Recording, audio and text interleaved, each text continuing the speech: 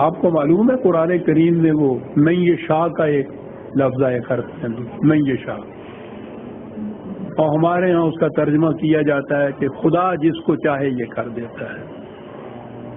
من یشاء، جسے خدا چاہتا ہے ایسا کر دیتا ہے. اور اس ترجمے سے پھر اس قدر الجھاؤ پیدا ہوتے ہیں کہ بعض مقامات کے اوپر تو کفر تک نوبت پہنچ جاتی.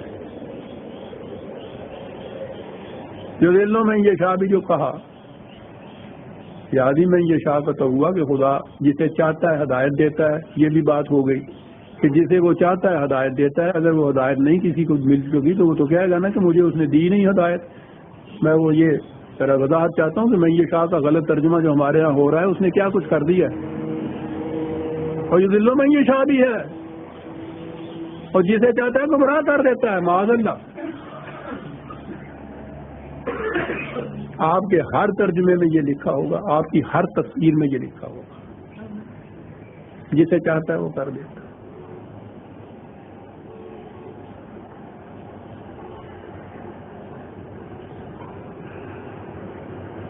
ان دو لفظوں کا یہ ترجمہ غلط ہے. بنیادی طور پہ وہی جب انہوں نے تقدیر کا مسئلہ گھڑا نا تو عمل سے فارغ ہوا مسلمان بنا کے تقدیر کا بہانہ. جب یہ کہا کہ خدا یہ کر دیتا ہے تو بات ختم ہو گئی ہمارے لیے. ہم نے تو کچھ کرنا ہی نہیں. اور جب وہ یہ کر دیتا ہے تو ہم اس کے خلاف کیا کر سکتے ہیں؟ جب وہ گمراہ کرتا ہے تو ہم ہدایت پہ آ کیسے سکتے ہیں؟ آپ نے دیکھا کہ یہ من یشاء اور یہ بار بار آتا ہے جیسا میں نے عرض کیا. لیکن اس مقام کے اوپر تو ایسی جگہ یہ ہے جہاں کچھ شبہ ہی نہیں رہتا کہ پھر اس کے معنی کیا ہے. 30/5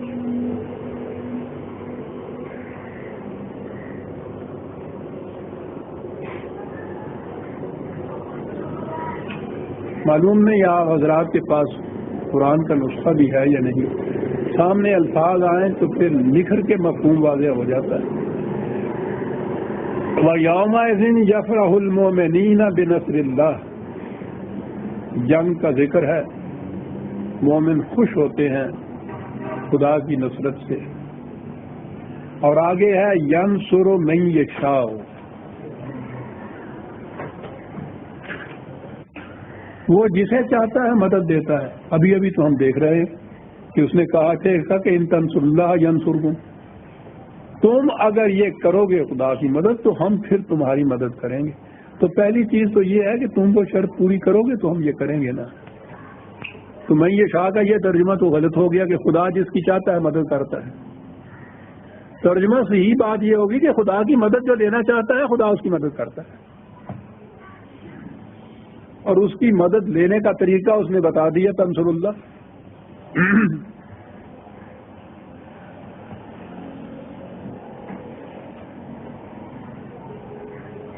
یوں قرآن کو ملایا جائے تو بات سمجھ میں آ جاتی ہے.